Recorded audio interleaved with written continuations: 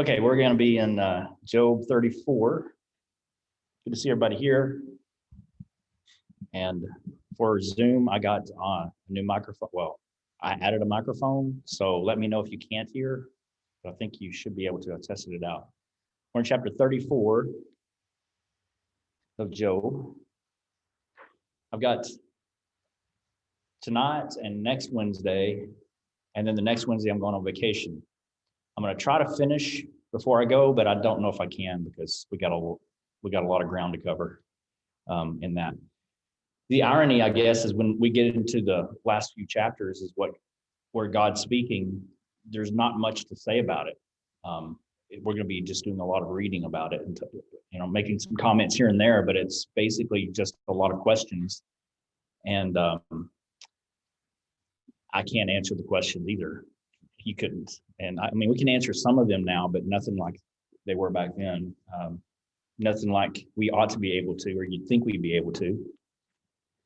So anyway, we're in chapter 34, and I have left off around verse 20 is where we're going to start. So let's go ahead and have a prayer, and we'll get going.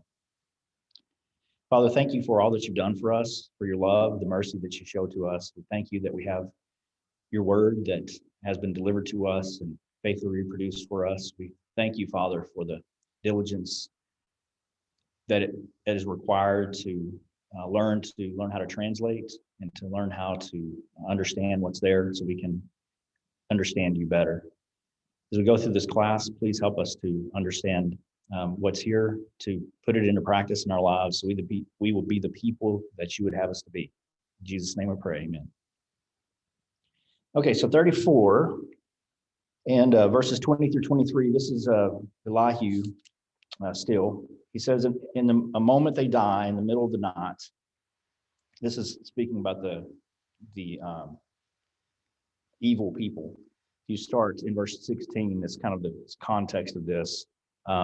He says in verse 17, should one who hates justice govern? Will you condemn him who is most just? And we talked about that last week about, the question, what if God was unjust? That would not be a good situation for us to be in, and he would not have the right to rule according to that question, and it makes sense that would be the case. Is it fitting to say to a king, you are worthless, or to nobles, wicked? Yet he is not partial. Let's see. He is not partial to princes, nor does he regard the rich more than the poor, for they are all the work of his hands. In a moment they die in the middle of the night, and some people are shaken and pass away. The mighty are taken away without a hand, for his eyes are on the ways of man, and he sees all his steps. There is no darkness nor shadow of death where the workers of iniquity may hide themselves. For he need not further consider a man that he should go before God in judgment. So this is what he's saying in the basics of this, is that the judgment from God is always fair. Whatever he does is right. Whatever he does is fair. It's not, we shouldn't understand that to mean that it's right because he does it, as in might makes right, but it is right and he does it. Those two things are part of his character and part of his nature, so that's what makes it right in itself. And he also knows everything there is to know about us. So the problem comes when we start assuming something is a judgment from God when it isn't. So we can't. This is where we're seeing a difficulty here with his friends, right? Elihu is not really talking about that, but I've mentioned that before. Remember, I told you about a story of a group of men I was having Bible study with, and they were passing around a picture of a tornado, and they had drawn with a pen an outline of a hand, and it looked like that it just happened to be the clouds. They were just emphasizing the hand, and it looked like fingers. And the funnel cloud was actually the index finger, and you saw the thumb, and that was supposedly God's hand, causing destruction. And they passing that around. I said, "You really think that's what it is? God actually did that to punish? Well, he did it in the past. Yeah, you know how we know that God did that in the past? How is it that we know that? Because God told us. That's the only way we'd know." And so people, they love to come out of the woodwork. Remember when Katrina hit? People saying, well, that's because, Louisiana's so evil. I don't know if that was a reason or not. Granted, there were some evil things that happened there, but there's some evil things that happen in a lot of other places too. So, we can't know that for sure. But if we start assuming that something bad is happening, that means that it's God's judgment on that person. That's exactly what they assumed with Job. They thought, well, this is God judging him, and he had to have done something wrong, or else God would be unfair. But God is always fair. Therefore, he did something wrong. And so that was their problem, the problem with the friends. And I think he's addressing that here. But if God is always going to take care of things, and he already knows exactly everything that's going to happen, here's something that comes up, and I guess it may not come up unless we're in the right context, but why is there going to be a judgment if God already knows everything that we've already done, whether it's right or wrong? Have you ever wondered that? Why are you pointing at your face? The judgment is really a wake-up call for us. Yeah. It's a wake-up call. It is. It's something, so we know exactly what happened. There's no getting around it. There's no indication that anyone in hell is going to be able to look at God and say, I just don't get it. I don't know why you did this to me. They're going to know, and it'll be very obvious. The people that would point to themselves and say, I don't know how I ended up here, would be actually the people who make it to heaven. Because they will be able to see things too, but they also will be able to see the washing, the cleansing, the things that God has taken away from us. So yeah, the judgment is not necessarily for God. I think it's for us, so we can see what's happening, what we can finally, for the first time, some people might actually take a look at themselves, maybe like I said, maybe for the first time ever. And that would be a scary time to have the first look. In verses 24 through 28, it says that God deals with the small and the great in the same way, and he misses nothing. He says he breaks in pieces mighty men without an inquiry, sets others in their place. Therefore, he knows their works. He overthrows them in the night, and they are crushed. He strikes them as wicked men in the open sight of others, because they turned back from him and would not consider any of his ways. So they caused the cry of the poor to come to him, for he hears the cry of the afflicted. So he knows exactly what's going on. He will punish people that do things that are wrong. And also in verse 29, if God decides to hide himself, I think in that sense, it probably means not do things, to not punish people who deserve it at that time. It says, when he gives quietness, who then can make trouble? And when he hides his face, who then can see him, whether it is against a nation or a man alone? So there's no way that we can change what God is, who God is, or what he does, right? And we have to trust that he does what is good. And then verses 30 through 32 says that the hypocrite should not reign, lest the people be ensnared. For has anyone said to God, I have borne chastening, I will offend no more.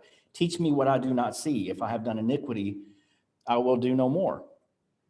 So he's saying the people who are punished, they don't actually turn back to the Lord. A lot of people go through a lot of difficulties and trials in life that were intended to bring them closer to God, and that actually pushes them further away. Have you ever seen it before? You would think that hospitals would be the place where people found God the most often, but it's not. And that was something that I really had a hard time understanding. And it's not because God isn't there. It's because there's some people who will refuse no matter what is done, whether it's good things or bad things, they always will refuse God. And that's the way some people are. That's their nature. And so we have to understand I think we understand what he's saying here. It'll make a little more sense. So in verse 33, he says, should he repay it according to your terms, just because you disavow it? You must choose and not I. Therefore, speak what you know. So this is where he turns it directly on Job and says, and asks the question, should God change his ways and render judgment according to the way you see them? Is that what you actually think of God, that he should change and, do it the way I think you should. And I've actually met people that actually believe that. If I were God, I would do this. No, really? You mean you're going to do it wrong? If you're doing it what God in a way that God didn't do, that just means you're going to do it wrong, because he knows what he's doing. He says, either tell me what you're thinking or make a decision. He says you need to keep your mouth shut until you know what you're talking about, basically. When he says speak what you know, speak what you know. Tell me your great knowledge, right? This is not something that any of us are going to be able to respond to. So he says, men of understanding say to me, wise men who listen to me, Job speaks without knowledge. His words are without wisdom. Oh, that Job were tried to the utmost, because his answers are like those of wicked men. For he adds rebellion to his sin. He claps his hands among us and multiplies his words against God. All right, so now this is his problem with Job. He's not giving God the proper respect and honor that's due him. In fact, he's accusing Job of speaking evil against God and rebellion against God as a result. So he's not too far from his friends, even though he's tried to keep an open mind and listen a little bit to what Job was saying. He's still pretty far off. He's still pretty close to them, excuse me. So the question is how much of this that Elihu is saying about Job is true? Is it completely true, partially true, or not true at all? That's a pretty easy answer, isn't it? It's going to be at least partly true, right? There's some good points that he makes, and Job probably, at least from his perspective, from Elihu's perspective, certainly could have said some things a little bit better, and we've already seen that. There's some things I think he may have gone too far in, or at least close to that. So I think that it's a good point, and certainly Job was a righteous man, but that doesn't mean he was a perfect man. And that's important to remember as well. I think sometimes we come into Job thinking either he was wretched or he was perfect, and he's neither one. But he certainly held his own very well, I think, and throughout this trial by his friends. Okay, so that brings us to the end of the chapter. Does anybody have anything in there that you saw that you wanted to bring up and discuss, or a point that would be good to be made?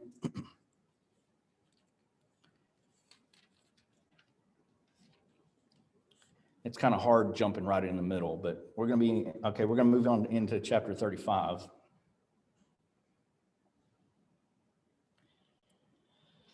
And chapter 35 says, moreover, Elihu answered and said, do you think this is right? Do you say my righteousness is more than God's? Now, he's already made that accusation about Job. He said, you think your righteousness is higher than God's. That is, you're discrediting God for the sake of your own righteousness. You're trying to prove yourself to be righteous, and God's suffering as a result of that. His image is suffering. So he says, do you think this is right? Do you actually say my righteousness is more than God's? Then he says, for you say, what advantage will it be to you? What profit shall I have more than if I had sinned? This is another thing he brings up again. This is the thing that really stuck with Elihu, evidently. He's brought it up. This is the second time he's brought it up. But Elihu is going to discuss the answer a little bit here. Who has the ESV in verses 3 and 4? Would somebody read it? Does anyone have the ESV? Yes. You ask, what advantage how am I better off if I sin? I will answer you and your friends with you. Okay. It sounds exactly the same. I'm not sure why I have in my notes here. It says, but look at the ESV. I don't know. So maybe when I read this fourth verse, you'll see, verse 4, you'll see a little bit of a difference. He says, I will answer you and your companions with you. Is that basically what it says? I will answer you and your friends with you. Okay. Well, I need to look into that later and see what that was about. It may have been in a different translation. But he says, Elihu is talking about what Job said, and Job said, what advantage will it be to you? What profit shall I have more than if I'd sin? In other words, how does he benefit from following God? If if he's actually, if this is how he treats a righteous man, how much worse could he treat him if he was a sinner, right? So what advantage is there for him to be a faithful follower of God if this is the way he's going to be treated? Now that doesn't sound too hard of a question, but it's certainly one that we might ask, wouldn't we? If we are enduring a lot of pain and suffering, that might be something we ask. What benefit is there beyond this? And so, especially when we remember Old Testament times, they didn't have a full picture. They had a picture of the resurrection. He already understood. And I think he actually came to that conclusion just by just thinking through the process. He came up to that realization that there has to be resurrection. There's no question about it. But even then, it was still a very vague thing. They didn't have a good understanding. I mean, it's not like we have a huge understanding of it, but it's still a clearer picture than what they had back then, certainly. So you can imagine that kind of question coming out, what advantage is that? And he says, this is the wrong thing to ask. And verses 5-7, he's going to explain that a little bit. He says, look to the heavens and see, and behold the clouds, they are higher than you. If you sin, what do you accomplish against him? Or if your transgressions are multiplied, what do you do to him? If you're righteous, what do you give him? Or what does he receive from your hand? Your wickedness affects a man such as you, and your righteousness a son of man. So verses 5-7, he's saying that God is so far above us. Now, think about this. It's really good insight. He says, what is it that you actually have to offer him? And Job was coming at this as in, what is it that you actually have to offer me? Because what good is it to me if I'm a follower of God? How does it benefit me? And Elihu turns around and says, actually, what benefit are you to God at all? If you even sin to the highest of heavens, does it actually affect God? It doesn't affect him at all. But what if you were, a huge supporter of good deeds and you did good deeds all of your life? Does it actually change God or affect him? No. So, the emphasis is shifting over to who God is. And I think it's probably addressing what Elihu sees as pride that Job had. So I can see from both sides of this. Maybe you can too. With Job saying, "What good is it for me to be righteous if this is the way I'm going to be treated?" And then Elihu saying, "Well, what good is it for you to do good? I mean, there's no value in it either way. So you might as you need to do things that are going to be better for you." I think is probably what he's trying to say.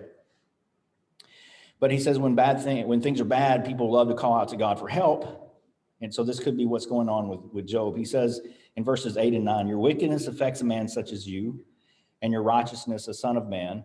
Because of the multitude of oppressions, they cry out for help because of the arm of the Almighty. Okay, so that when things are going bad, this is when people call out for him, right?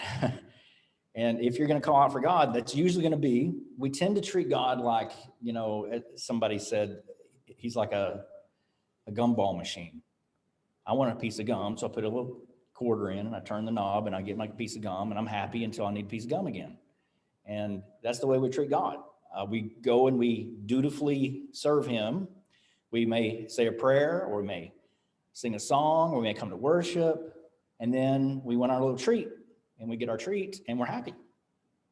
That's kind of the way we treat him sometimes. And I don't mean to be, crude or say that we're all that way, but we tend to be that way if we're not careful, right? I think we all have been there. At least I know I have. And when you treat God that way, it's because you don't see God for the value of who he is, and the fact that he's not there just for our benefit, right?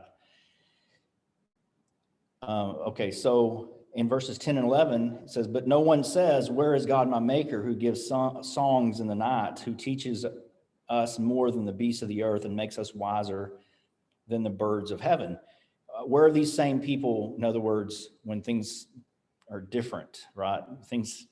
And I think I would ask, when things go well, where are these people? Are they still asking the questions? Are they still looking for God? because it says, who gives songs in the night, who teaches us more than the beast. See, in oppressions, they call out for him, but not when things are going well. They have the songs in the night. They're not seeking him at that point. They have great joy and everything they need already. Why go to God? That's a really good question.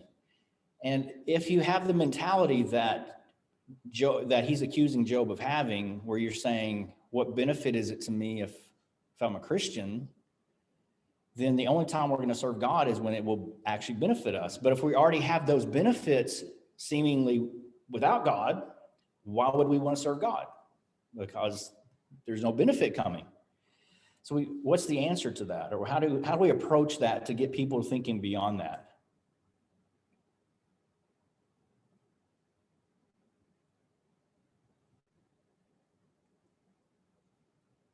It's a good question, right?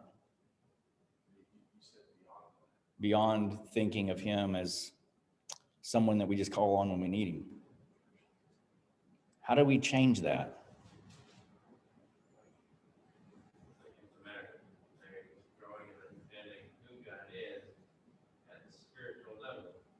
I mean, physically, yeah, I mean, nothing matters, but that's where the spiritual level is, that's where things actually make a difference. Okay, so we need to help people see that there's a whole lot more going on than just what we receive here on earth, that there's more. Okay, and that's true. I agree with that. And I'm going to ask this question not because I'm arguing with you, but to make us think. Would you still serve God if you weren't going to go to heaven?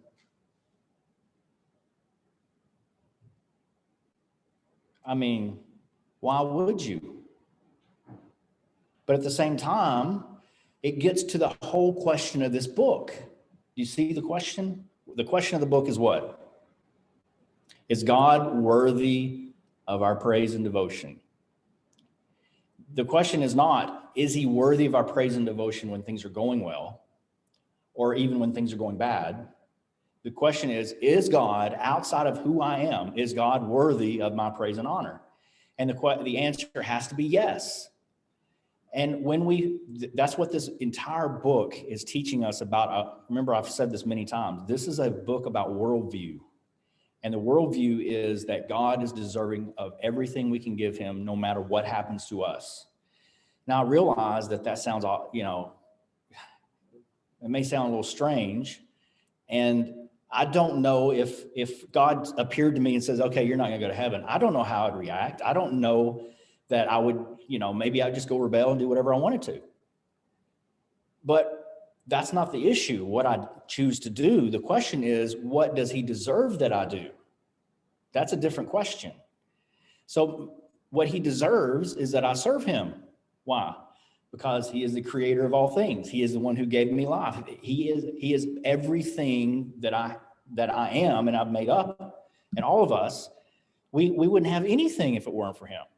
So he is deserving of our praise, not only just for what he has done, but also for who he is. Okay. And that's the message of Job. And it's a very difficult thing for us. And it's conceptually, it's easy for us to get that, but the difficult part is living that.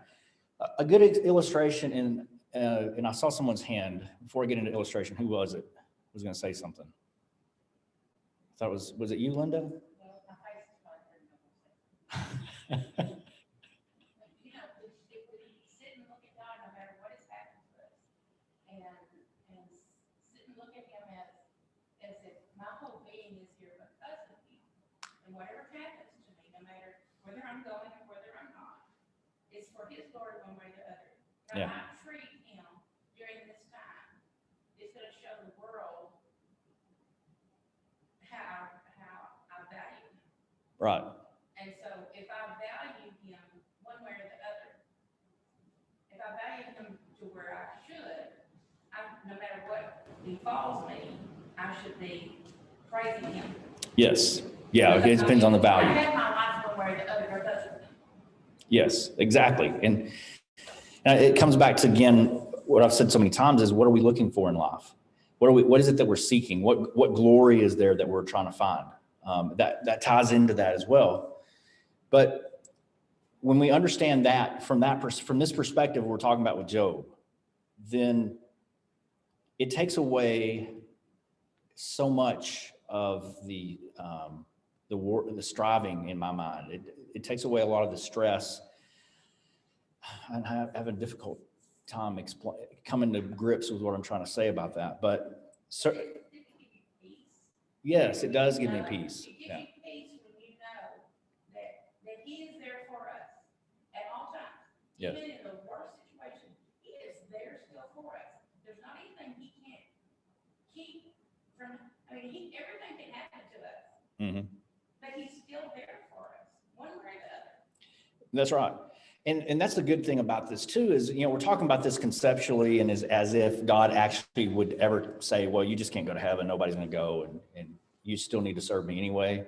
He wouldn't be that way. It's not his nature. His nature is to be forgiving and loving and to offer grace and allow us to be with him. He wants that.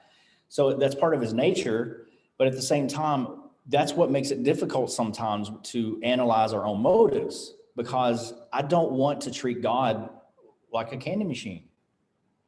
But it's so easy when he's so giving, right? And it's so easy to have a relationship based purely on what I'm getting out of the relationship. Now, if you had a relationship, let's say you decided to marry someone and the only thing that you cared about in that relationship was what you could get out of that other person, what kind of a marriage are you going to have? Not a good one. But even if we treated God that way, he still would be the kind of person who is faithful and loyal and still do good to us. So we could quote unquote take advantage of that, but I don't see how that we can get through the judgment with that, right? Because how much can you try to take advantage of God before he says, you took advantage of me and you're wrong? First of all, that's kind of a ridiculous idea that you can actually take advantage of God because he knows what you're doing. But at the same time, you see where I'm going with this. Our motivation needs to be that we praise God because he deserves it. Not because I have to go, not because if I want to go to heaven, I need to go. So it changes our whole mindset. Instead of, we wake up on Sunday morning and think, man, do I really want to serve God today? What am I going to get out of this? And we think, God deserves my praise. I need to be there. I want to be there. That's a completely different mindset. And so he's accusing Job of having that mindset of you only serve God because of what he does for you, which is exactly what Satan said. So I think we look at it that way. There's some things that he says in here that are true, but only in the way that he's looking at it. In the grand scheme of things, they're really not true in that sense. Let's see. Look at verse 13 and 14. Surely God will not listen to empty talk, nor will the Almighty regard it. Although you say you do not see him, yet justice is before him, and you must wait for him. So Job claimed the desire to see God and argue his case. He said that many times. And even though he couldn't see God, justice is still there. And I believe that too. God is still doing what's right, even if we don't understand it. So in that sense, Elihu definitely says some good things. I think I heard somebody, Adam.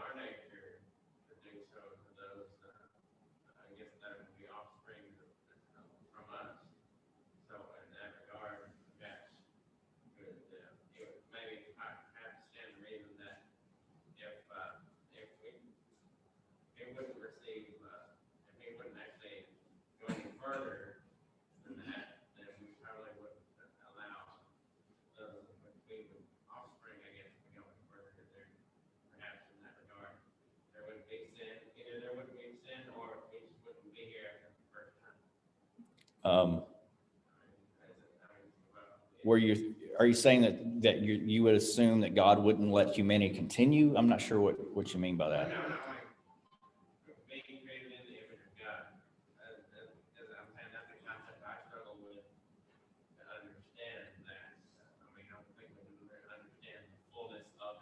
Right. Being made in the image of God. Yeah, but I mean, we, like, I guess the parent-child relationship, I know since we're children of God, Right. but we know that, but we know that, if a parent is gonna, condemn his child when his child is trying to do everything he can to please him, that, that's, I mean, that's not in our nature. Oh, I see what you're saying. But it isn't, but it is in the nature of God to reward it, and we're made in God's image. That's what I mean.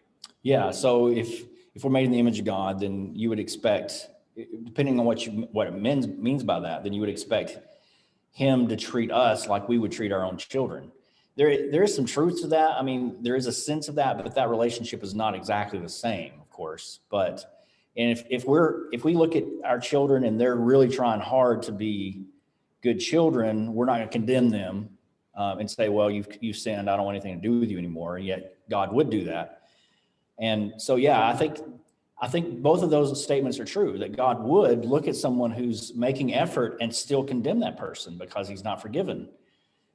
In fact, he says that pretty plainly, especially in Matthew chapter 7, where he talks about people in verse 21 through 23 who are actually doing miracles in his name.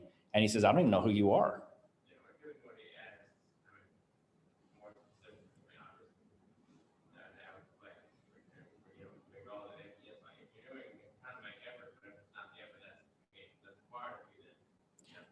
Yeah, if it's not effort that's required, you're just kind of making up different things. Yeah, that is definitely different. And the image of God thing is one of those things we just don't understand exactly what he meant by it. I recently ran into some people that were saying that they thought it meant that we have the ability to have dominion like God had. And so we're made in that image so we can actually have dominion and rule over the earth, which he did create us to do. So that could be part of it. I think it comes down to who we are on the inside, and the fact that we have a spirit, and that even though it can be corrupted, it's still, in that sense, I think it's like God. But yeah, I mean, it's a good point that you're making. So coming back to chapter 35, he says, verses 15 and 16 says, now because he is not punished in his anger, nor taken much notice of folly, therefore Job opens his mouth in vain. He multiplies words without knowledge. Here this is what he's basically saying, is that because God has not come down on Job in his anger, then Job turned to empty talk. That's hard for me to wrap my mind around, because his friends all this time have been saying God has come down on him in anger, and he's saying, well, God hasn't, and because he's been lied on you, then you're turning away. Maybe he's telling Job's friends, hey, I don't think he's actually being punished here. Maybe God didn't actually do anything to him, and that's given him the courage to stand up and say the things that he's saying. I don't really know if I understand this. If anybody wants to jump in and explain what you think it means. It definitely says that Job opens his mouth in vain and multiplies words without knowledge. He's talking because evidently he's not afraid. He's not afraid of God. And that's definitely been said of him before. I don't know what he means by he has not punished in his anger, nor taken notice of folly.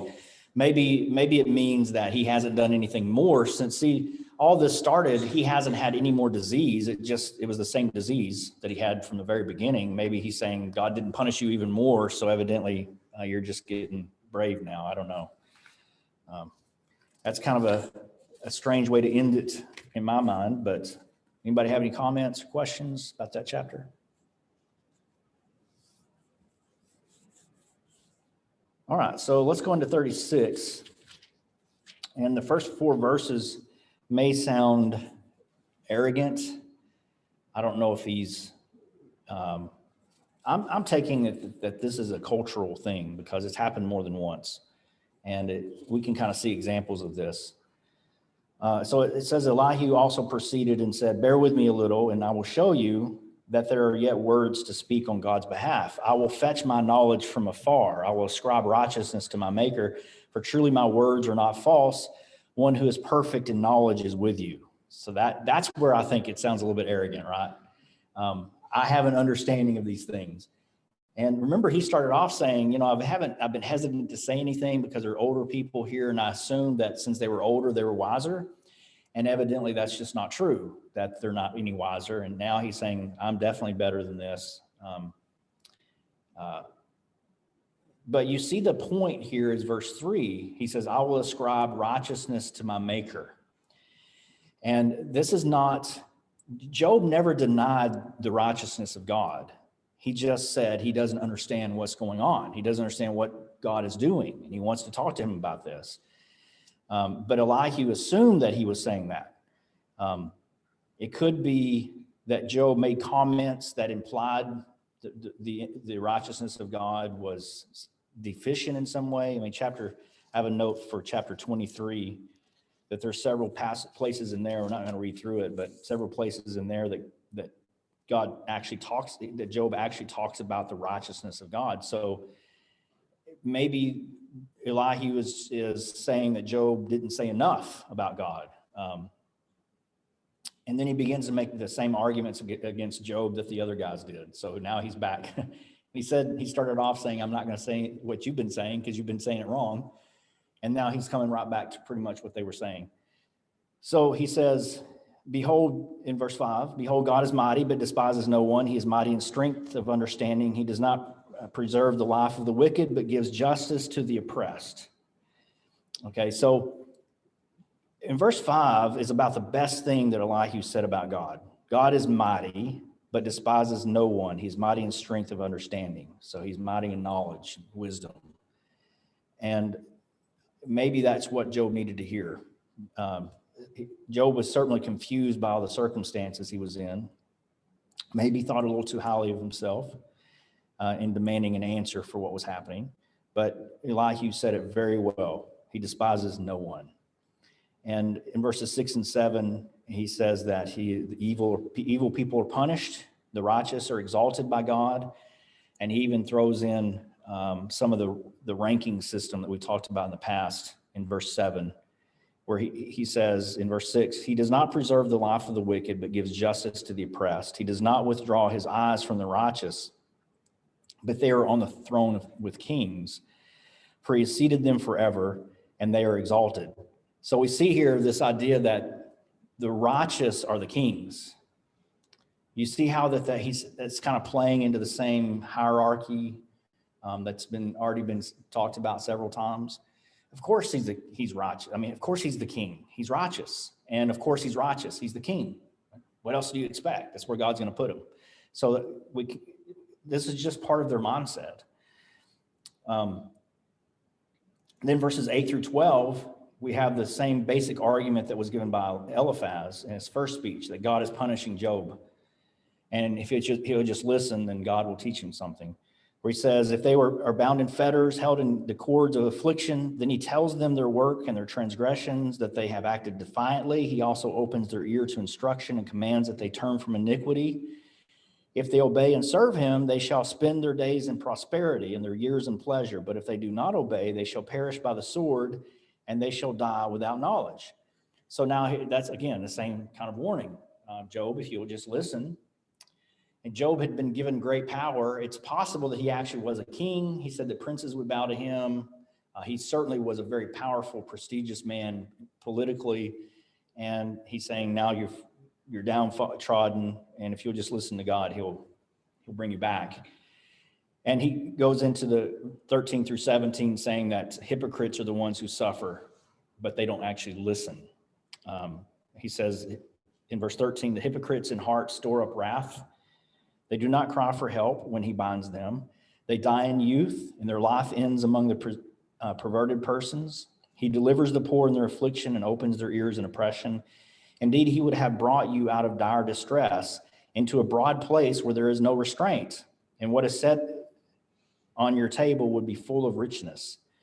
But you are filled with the judgment due the wicked. Judgment and justice take hold of you. So again, he's being punished.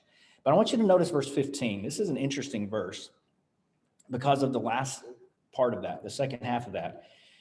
the whole verse is he delivers the poor in their affliction and opens their ears in oppression. Okay, so based on Hebrew parallelism, we can learn some things about this. Remember, Hebrew parallelism is they'll make a statement and right underneath it they'll say the same thing in different words that helps us understand the meaning a little bit differently. So the first one, the main phrase is he delivers the poor in their affliction, all right? And then he explains it by saying he opens their ears in oppression. So affliction and oppression are the same thing. They're parallel, okay? That means also that delivering the poor and opening their ears are also parallel. So what does opening ears have to do with delivering the poor? How are they parallel?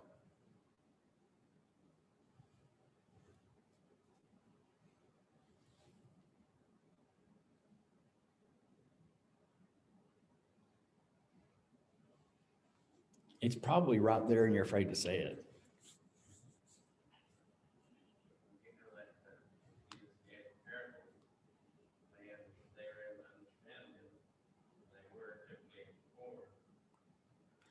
Okay, so if God then is going to deliver the poor, he's going to deliver the poor from treachery or oppression, how's he going to do that? By opening their ears. Why is he going to open their ears to? His instruction, his teaching.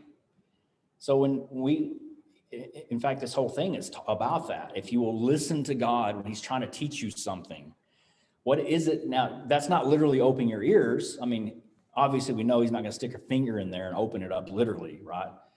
It's causing people to think and understand. It doesn't mean that there's necessarily words going in, but that doesn't mean that you're not listening to something, right? Have you ever been in a situation and you just stopped and thought and meditated on what God wants you to do, and you start thinking about the scriptures, and then the answer comes to you, oh, this is how I should be behaving. You can listen to God in that sense, right? Because you're listening to what he tells you in his word. And if you'll trust him and do it, you'll be fine. Now, contrast that attitude with someone who has closed ears. What does that mean? That means they're not listening to God. They're not doing what he tells them to do. So if you'll listen and do, you can escape the oppressor. If you don't listen, you're not going to escape the oppressor at all, right? So he has some good words in there. It's wise words. There's still that hierarchy there because the poor people, they're the ones that they're oppressed because they haven't listened to God yet. But we still see that's the case for us. If we will simply listen to God and do what he says, open our ears, we can certainly go a long ways to help that. So it shows the hierarchy, but there's still some truth in there with that. Then verses 18 through 21, we're actually going to maybe finish this chapter. It says, because there is wrath, beware lest he take you away with one blow, for a large ransom would not help you avoid it. Where your riches or all your mighty forces keep you from distress, do not desire the night when people are cut off in their place. Take heed, do not turn to iniquity, for you have chosen this rather than affliction. Do these words remind you of anything that Jesus said during his life? Especially verse 18.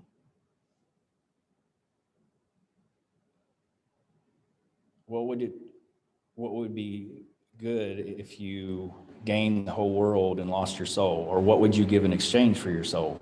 That's kind of the same idea here, isn't it? What for a large ransom would not help you avoid it. So if the wrath of God, you can't really avoid that. Even with the large ransom, all of your riches and all your mighty forces, it's not going to keep the wrath of God from coming. So Jesus said it kind of in opposite sense, but he still talked about it in the same way. Do not desire the night when people are cut off in their place. Do not take heed to turn to iniquity, or take heed, do not turn to iniquity. For you have chosen this rather than affliction. He says you have chosen iniquity rather than affliction. Probably what he means is you tend to want to turn against God and go into iniquity rather than suffering patiently during this. And that's ironic considering James chapter 5 and verse 11, where James actually uses Job as the epitome of patience, right? Saying that, consider Job. He is the one who at the end, God showed himself to be faithful. Verses 22 and 23, behold, God is exalted by his power, who teaches like him, who has assigned him his way, or who has said, you have done wrong. And Job's fault was that he didn't accept what God was teaching him something, and that's what Elihu was thinking. Well, we're not going to actually get through the rest of this chapter, but basically 24 through 33 is God's wisdom is vast, and no one can understand his ways, including Job. And there's no reason why we think that we should be able to. So even though we didn't read the verses, we still got to the end. Any comments or questions? All right. Well, thank you for walking through this with me. We'll be dismissed for a few minutes.